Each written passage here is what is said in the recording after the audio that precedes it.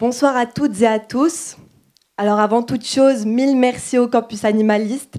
Merci d'avoir organisé cette deuxième édition du concours de plaidoirie animaliste, de m'avoir confié l'ouverture de cette cérémonie et de m'avoir conviée en tant que jurée. Je suis honorée et me sens toute petite aux côtés de Maître Caroline Lanty, de Madame Stéphanie Hocher, de Monsieur Loïc Dombreval et de Monsieur Louis Schweitzer. Je suis très heureuse de participer une nouvelle fois à ce concours qui pour moi prend davantage les allures d'une réunion.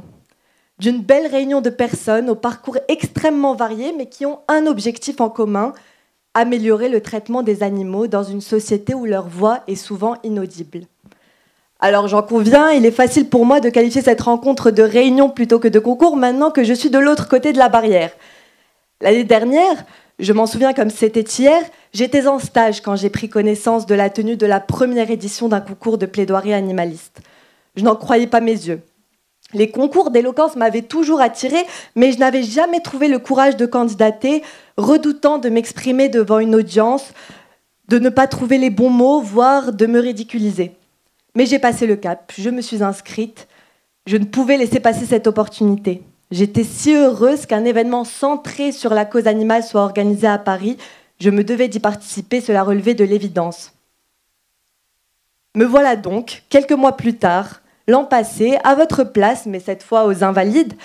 Je tremblais comme une feuille, envahie par l'émotion et redoutant de déclamer mon discours devant un tel public et 6 jurés d'exception, Madame Brigitte Gauthier, Maître Francis Tedgen, Maître Hélène Touy, Monsieur Cédric Vellani, Monsieur Pierre Rigaud et Madame Valentine Labourdette. Je comptais les minutes qui me séparaient de mon passage et pour être tout à fait honnête, je n'ai pu apprécier les performances de mes camarades tant le stress s'était emparé de moi et mes propres mots tournaient en boucle dans ma tête. C'est avec joie que j'ai découvert les prestations des concurrents passés avant moi en replay, merci à la technologie. Un petit conseil, ne faites pas comme moi, détendez-vous et profitez du moment. Aujourd'hui, mon rôle est bien plus simple et confortable. Juger est tellement plus aisé que de s'exposer et de se mettre à nu sur scène. Alors, je tenais à féliciter d'ores et déjà les 8 candidates et candidats à la 2e édition du concours de plaidoirie animaliste. Merci d'être là et bravo pour votre engagement et votre courage. Mais au-delà de la nervosité qu'il est naturel de ressentir avant son passage et ces quelques mots d'encouragement que je souhaitais vous adresser, j'espère, et je n'en doute pas, que cette expérience sera aussi enrichissante pour vous qu'elle ne l'a été pour moi l'an dernier.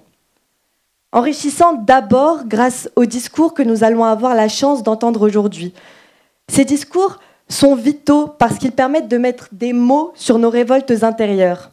Ne pas se taire face à l'injustice, ne pas être complice de celle-ci par notre silence, c'est pour moi la première richesse de ce concours. Enrichissante ensuite grâce à toutes les personnes qui ont fait le déplacement.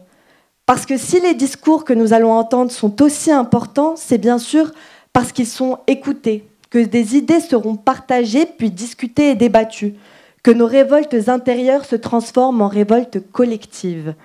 Et c'est personnellement ce qui m'a le plus touché l'an passé et le plus donné espoir. Et c'est voir que nous sommes nombreuses et nombreux à modestement vouloir changer les choses, se rendre compte qu'à notre échelle microscopique, le combat paraît immense, voire impossible, mais qu'ensemble, nos aspirations deviennent collectives et dès lors réalistes.